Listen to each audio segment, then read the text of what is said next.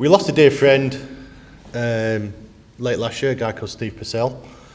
Lung transplant patient, died of bowel cancer.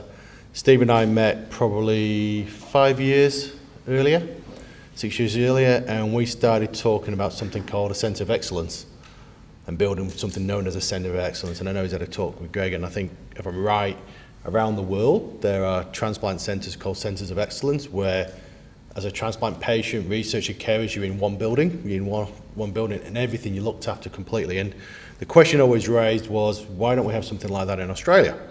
And there's lots of political rulings about it, but we need to basically build in a hospital. You're building a 5 to 6 story building. You go in and you get the total care. Because what people don't understand, if you're a transplant patient and you say you need to go in for an operation to get your wisdom teeth out, you're probably not going to go private. You're probably going to end up in the Alfred Hospital and get your wisdom teeth out. And between you and me, they're probably not the best at taking out your wisdom teeth. So when there is a problem with a transplant patient and you go to the doctor, the first thing the doctor says is go to A&E, because they don't understand the care and attention that you need.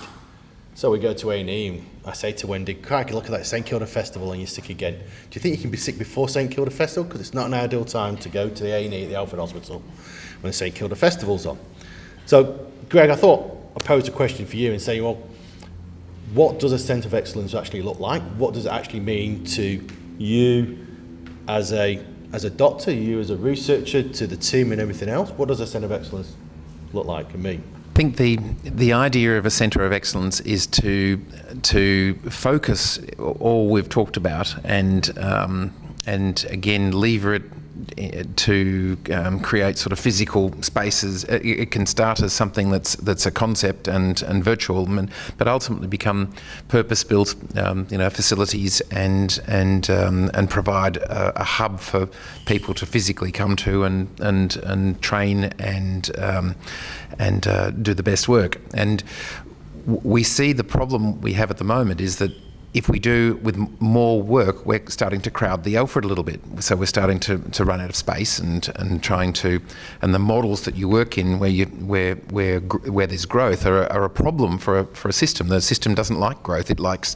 stability. It doesn't like change. And whereas if you've got your own entity, as it were, then the entity can have a mantra to grow and build and be clever, and you don't have to perhaps target bronze at getting everyone to their grade 4 reading level, and you can actually bring people right to the top and educate them, and you can end up with excellence, not just mediocrity.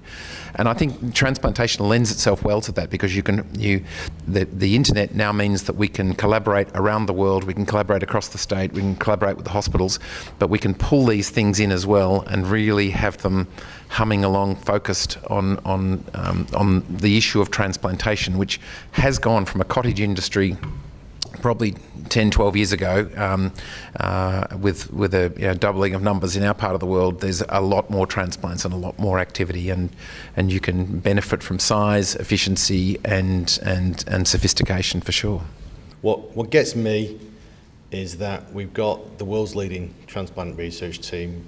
We've got world leading team, and I'm not going to get you to answer this. It's going to be a statement because I don't want to get into trouble. We hear the federal government talk about STEM initiatives, and the first part of STEM is science and technology.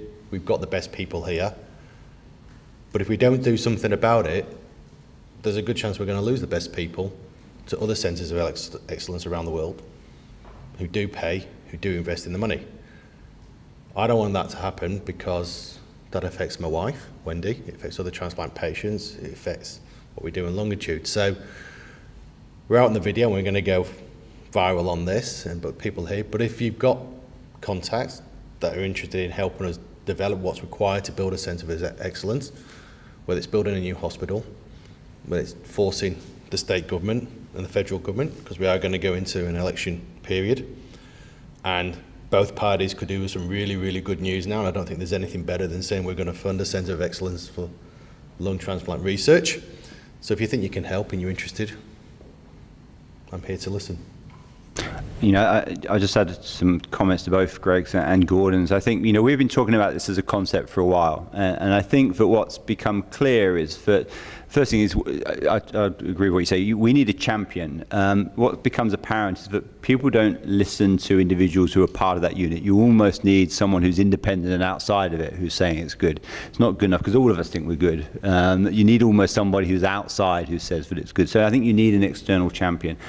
And if they're high profile, then that's even better. And if it's a politician in a delicate electorate, that's even better as well. So, sadly, it is political is part of this, is that, funding often follows vulnerable seats. So I think that's key. I think the other thing is, and it links to what we're saying about how you get federal funding for research, you can't come up with just a good idea. You need some building blocks. And what we've been talking about is building the block, or putting the blocks in place. And that's establishing links with the best immunologists in town, with the infectious disease unit here. Let's do what we're doing in heart transplantation and renal transplantation. If it looks bigger, it starts to generate a momentum. And then, of course, branding is really important. So we've talked about branding what we do. So we have a presence out there, and you talk about going virus. And we spent a bit of time, invariably over red wine, coming up with a name. And I thought I had it. I thought we were going to be the Advanced Lung Disease Institute, and it looked perfect. And I thought, ALDI, Audi, bugger. So we went back to the drawing board. So we're open to suggestions. Well, I think they're in a sense are there are police, if you like. They are just, sadly to say, scientists, clinicians can go rogue, and they can do things. And if you look at some of the early stories of lung transplantation, a quick example: the first person who did the first ever lung transplant, which was unsuccessful, before that he put a baboon's heart into a human, but didn't tell the patient or the patient's family. So. That's unethical research. So I think they are a necessary evil and part of the process. And it kind of also means that you've got somebody looking over our shoulder and saying, yep, we agree with what you're doing and it's correct and it's ethical. And we've got the patient's interests at heart. I think the committee that I don't like, that I've mentioned, the Innovations Committee, which you would say, which you could argue has a protection role of stopping someone coming up with an idea that costs the system lots of money, and that's reasonable, and perhaps puts the right accreditation and the right people in responsible positions so that things follow from an ethical decision. You have sort of a practical decision, but what we do need is an innovations committee that innovates, that actually says, that's a really good idea, we'll help you bring that to fruition. And I think that's an example of something that's sort of out of kilter. I absolutely agree, ethics is absolutely behind all of this. They are they're the public sort of body that's protecting everyone's safety and rights, and and privacy, and all of that is absolutely desirable. But you've got to not get caught up in the red tape and just spin your wheels on the red tape. And we've had some amazing stories of spinning on the one spot for 6 months at a time, and then finding they just sort of end up saying yes, and you can't understand what took 6 months for a good idea. Sorry, so let me rephrase that. If I said to you Lungitude had $1 million and we wanted to offer it to research, what would you do with it? That makes it a little bit clearer. I think you just like you'd be investing it in this day and age, you'd be putting in some short-term investment in terms of supporting what's actually going on. You'd put some middle-term sort of infrastructure things in so that you are going, and you'd make a long-term investment in, and you'd start off with people as the number one important thing to get. People who work well, who you can work with long term, and the staff you've met here are excellent. There's all proven performers you really want to work with and really want to employ, and then you end up with infrastructure, and then you end up spending on projects and these collaborations. So I think you just scale it up, and it's a successful model. It's exactly what you do investing in business, I'd say too. As a physician, what do I know? But yes. Our biggest group is emphysema, COPD. I don't know the exact numbers, 50%, 55%. And then there's been a change. Our next biggest group is lung fibrosis, which was, as we've moved to transplanting older people, this is a disease of those above the age of 65. So a lot of people between the age of 65, 70 are transplanting. CF used to be a big proportion, but it's now less than 10%, I think it is, 9%. Pulmonary hypertension, bronchiectasis are the other groups. Going back to the question about where would we go, the reason we invited Chi along is that I think this is an area where we're really interested in going.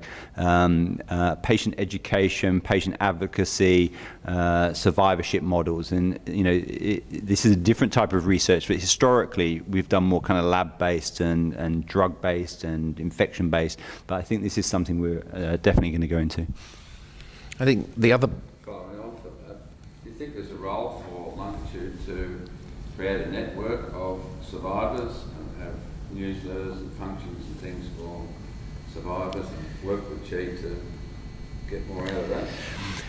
I think there is a role for some of the practical aspects of surviving. I think there's some social connections already in existing groups, and they do this quite well, and there's the transplant games and the like, and so there are some existing bodies, but I don't think they're anywhere near as helpful in a sense in work and finance and policies and bits and pieces. And some of the things that Chi has discovered that Peter McCallum, as an example, has actually created, and they don't necessarily own it, but they know where to find things. So they've got, again, sort of virtual libraries. If you have a problem with this, you can ask them and they'll help you how you get your superannuation. Things, real life things that perhaps aren't well covered at the moment.